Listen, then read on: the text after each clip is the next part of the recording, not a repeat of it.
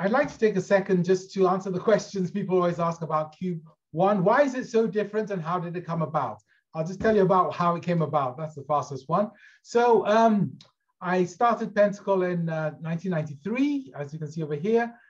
We did it really as quite a revolutionary thing, because in those days, business schools had like campuses and things. And the idea was to get rid of all the campus except the teaching and the research and the application.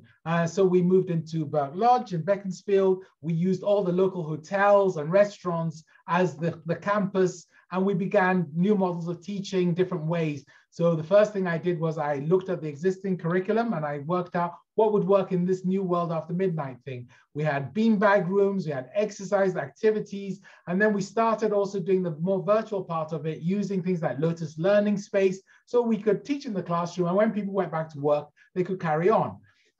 Over the period, we also then started to move towards global expansion 2001, first in this time zone, because it was getting quite difficult to work globally, but our clients were ahead of us. They were globalizing really fast. So we had to find ways of moving to try and support them. And so we started looking at things like open croquet and a quack as a way of doing it. And that basically was how we got to QUBE.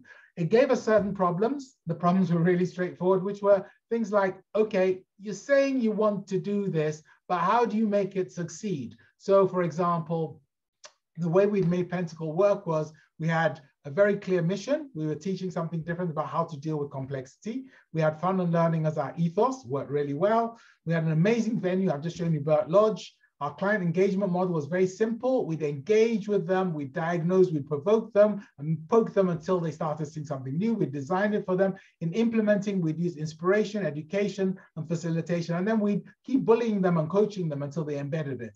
But if we were going to a new world with a new way of working, what would we do? Well, if we're global, we had to go digital.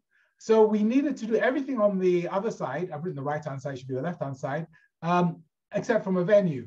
But we had to create other things like a culture, a way of learning and doing work, some technology which would support us. The culture had to give people autonomy, laughter, shared control. The work had to be done by the tutors as well as the local managers so they could all be involved. Because once you're at a distance, you have to embed it in the organization. We wanted technology which wasn't another app.